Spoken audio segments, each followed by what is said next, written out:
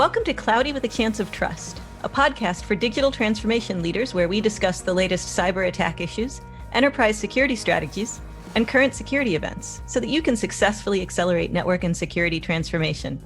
And now, here's what's on our mind this week. Welcome, everybody, to another one of Lisa and Pam's podcasts. Thanks for joining us today. It's Pam Kupitowski, Senior Director of Transformation Strategy here at Zscaler, with my cohort, Lisa. Lisa Lorenzen, Senior Director of Transformation Strategy at Zscaler. We have to make that opening a little easier, I think, going forward, Lisa. I think people know who we are by now. I think so. Interesting topic for today, Lisa. It seems so many, just on a daily basis, conversations surround. There's a conversation that will have the topic of segmentation in it. And I think that's our topic for today because, as in my previous role, so many are trying to achieve segmentation and trying to figure out how to do that. In the old world, right, we all tried to do it via the network, try to get to network segmentation at the port level. But to wrap your mind around operationalizing port segmentation, I couldn't get there, right? I couldn't get my mind around how do you actually operationalize? How do you put the process procedures in place? How are you able to troubleshoot when a user can't get to an application? Because you first have to start with who has to get to what. The age-old question is, who needs access to what? And in the world when these networks were flat, and so many of them still are, you can get to anything you need to get to. So unless you can invest in these very robust tools that can map an app environment, and then on top of it, layer the user to the application via port levels, so many are just struggling with getting there. And a lot of them have the initiative being handed down from their C-suite or so forth to get to segmentation, to enhance their security posture. And cyber's in there saying, hey, we got to stop this east-west ability in these data centers, in these application environments, right?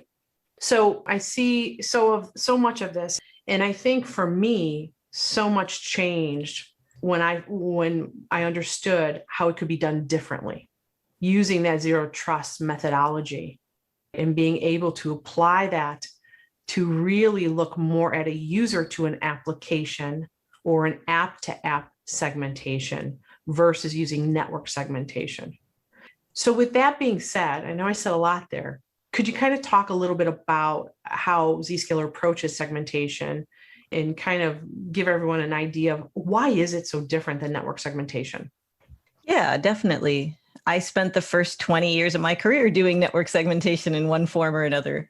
And it really can take many different forms. You have on-net segmentation, which can be layer 2 port-based admission control, traditional NAC, network admission control, which is generally done by isolated VLANs, 802.1x and radius.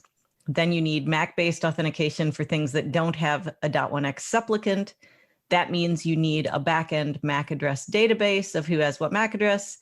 That means you need something to generate that database, and you need profiling to make sure that the thing that you have that has the MAC address of a printer is still a printer and not an attacker who has put its MAC address on their NIC. And even once you get past all that infrastructure, you generally end up with what we affectionately called VLAN soup. You've got different VLANs going in all different directions. And as you mentioned, troubleshooting just becomes a pain. So we move the idea of segmentation up to layer 3. Let's put identity-aware firewalls into the network and control who can get to what. And this is where we start to really think about user to app, but it's still implemented at the network layer. Now you need a source of identity in that firewall, and you have the complexity of putting those firewalls anywhere that you need to control access. It's not just a perimeter firewall anymore. Mm-hmm. And if you start to do something like app ID, you take it to that next level, that works great when all your apps are standard. But the minute you have non-standard applications, then you down another rabbit hole. And this is all just for the users that are on the network. Then you start to get to remote users, and you're doing segmentation for those remote users. You've got an open IPsec VPN that you then want to lock down either with access policies on the traffic in the tunnel, or you put the VPN gateway in a DMZ and restrict what the VPN gateway can talk to, or both. There's so many levels of complexity because We're trying to solve a problem at the wrong abstraction layer, in my opinion. With Zscaler's approach to segmentation, we look at doing microsegmentation in the transport layer itself. You get a user who needs to access a resource, and we make an access control decision with private access before the traffic ever enters the ZPA tunnel. So Zscaler private access allows you to connect users to private apps, resources you don't want to publicly expose. Could be in the data center, could be infrastructure or platform as a service, could be in somebody else's data center, somebody else's cloud environment. The big difference there is the initial term zero trust really meant zero implicit trust. I don't implicitly trust you because you're on a protected or trusted network. So we're taking that to the next level. I don't implicitly trust you no matter where you are. I'm going to apply the same access control and policy to you regardless of where you originate. That context-based policy can be based not only, it can take into consideration what network the user's on, but it's mostly focused on what context do we have for the user. So this could be SAML attributes like role, group, location, compliance. It could be SCIM groups. It could be device attributes like managed or unmanaged devices, personal or corporate or GFE, compliance of the device. And we take all these different pieces of context to make a decision whether you let the user access a resource. And if they aren't allowed to access the resource, not only does the traffic never enter the ZPA tunnel, but the user has no mechanism of detecting that the resource even exists. So when we think about it, ZPA is north-south microsegmentation. It's microsegmentation between the user and the resource. And that actually ties back to another question of, in the VPN world, particularly, there was a concept of full tunnel versus split tunnel. Mm-hmm. When a VPN was introduced, it was full tunnel by default. You captured all the traffic, you carried it back to the organization to go out the organization's outbound security stack or to go deeper into the network. As that started to cause problems, the concept of split tunnel VPN was introduced, where only private traffic goes over the VPN.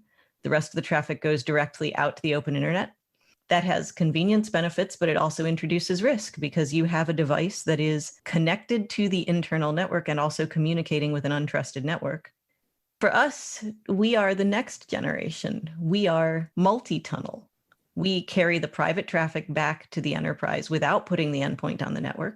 We carry the outbound traffic through the Zscaler security stack to reduce risk and give full visibility and control for that outbound traffic without having to hairpin it through an organization's data center, an organization's fixed security stack. So we think about multi-tunnel access as we're going to segment that traffic off by whether it's outbound or inbound, then we're going to segment that traffic off by whether the user is allowed to go to what they get to. It's another aspect of segmentation. Which is, in my view, it reduces your risk drastically because if you think about it, it's all these micro tunnels going to all these various applications you're connecting to, and that's all it's going to. That's all it's being seen. So in addition to creating that enhanced security posture, frankly, it's a great end user experience because you're going direct to that actual application, irrelevant of where it resides, right? Definitely. And one of the other aspects of segmentation is if you try to tackle your entire segmentation project at once, you will fail. It's incredibly hard to do this at scale across a large, complex environment. But with network segmentation, it can be really difficult to reduce risk on any of your network until you've protected all of your network or the majority of your network. Whereas with Zscaler's approach, what we're looking at is the low-hanging fruit. Can we take a particular use case and apply microsegmentation and zero trust principles to that use case? You can do this for independent standalone user communities. You can do it for your third parties. You can do it after an acquisition. You can do it for users that you've just spun off. And you're building towards a larger strategic goal, a transformation journey, if you will. But at every point along the way, you're getting the benefits of security for that use case. So it makes it a lot less monolithic and a lot more modular. Lisa, I think you've brought up some really great points. Some believe that creating VLANs is network segmentation. But let's face it, you can hop VLANs. They're not the most robust in security. Yeah, VLAN hopping has been the boogeyman for port-based admission control for VLAN segmentation forever. And it is completely legitimate technically. And I personally have never seen it in a real world scenario. Where So someone hopped, Lise, across the VLANs? personally, and that may be because I wasn't in a position to see it. Mm-hmm. But I would say that that is one of those areas of your threat model where it's something that is a very high consequence, but a very low probability. Mm-hmm. So I think that using that, the threat of VLAN hopping to drive multi-layered security controls is a good thing. But for me personally, I'm not going to say I didn't see it as very important. I didn't see it as a top priority. There are so many more exposed attack surfaces that I would generally want to address first, that it just never bubbled up to the level of something that was a high enough probability to get addressed. Does that make sense? That does. It makes total sense. And let's face it, for so many organizations, that was the way to create segmentation. That's how you were able to do it. Whether it was because of limited funding or because of the environment you had, whatever that ecosystem was. So many, if not most, in the past have always done it that way. Now, if you go ahead and you now start to transition, right, to this micro segmentation world and looking at more from an identity-based perspective. It's interesting for those of you who may not know out there that, there was an acquisition done by Zscaler in January of 2020. It was Edgewise. And Peter Smith, the CEO and founder of Edgewise, phenomenal, intelligent, such a smart guy.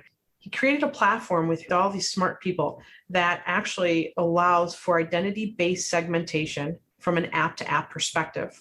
And what's interesting about it is it's all based on machine learning. It's all about understanding what talks to what and doing it in a way where you're putting probes out there. You have to understand what talks to what. But once you start to map out in this environment what is talking to what, you can clearly see your application environments. I know one of the things that so many have struggled with in the past is number one, understanding what is talking to what. Where is your database, right, for this application? Where is your storage? Where is your backup? Where is the entire environment residing? Because it may be in very different places. Not to mention putting those policies around and doing it in a very logical manner where you can clearly identify what should be talking to what. And has something new started talking to that environment once you've identified that environment, being able to trigger on it and not having to have all these hundreds or thousands of lines of code stating what is mapping what, right? Because some of these environments are so massive. If you look at an SAP environment on premise and these legacy environments, you may have all these various tentacles that you have to understand what is allowed to talk to what. And being able to do this via machine learning and then set policies around, hey, let me know, did something new start talking to that environment so I can take action on it or stop it?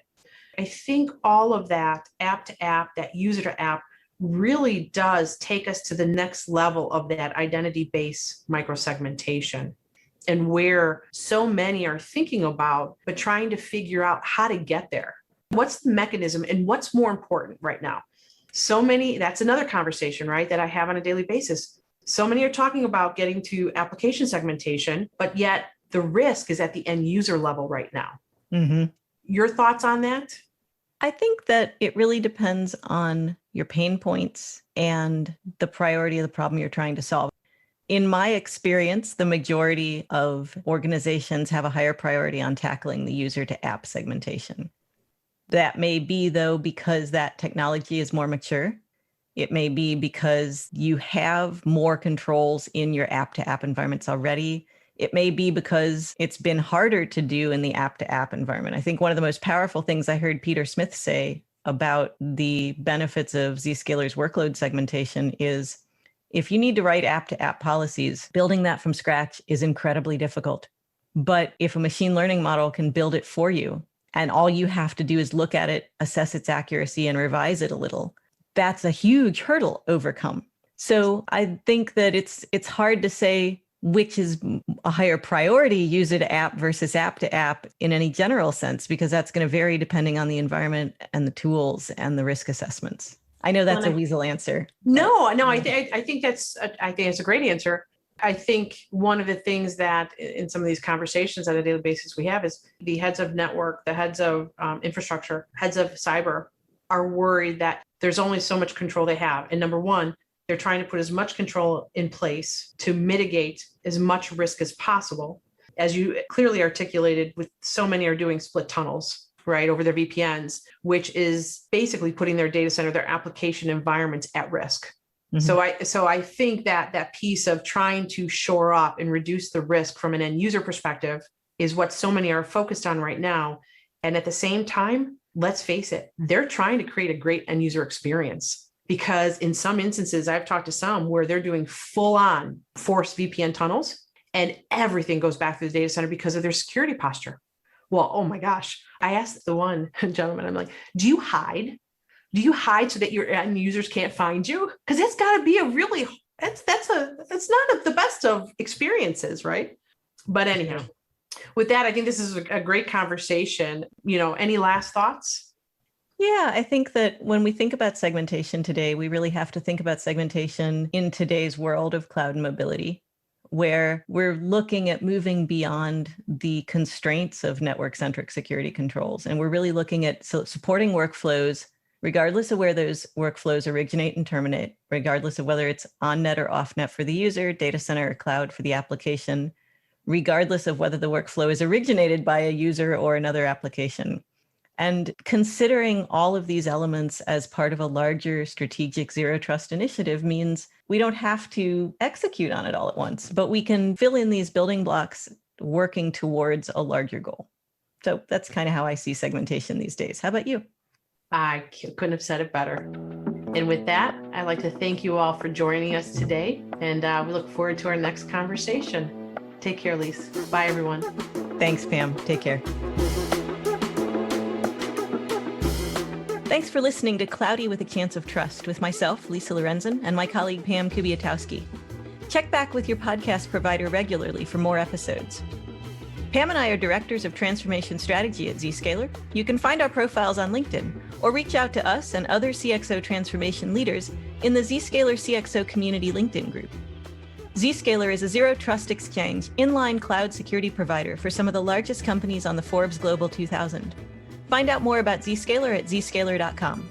Copyright 2021.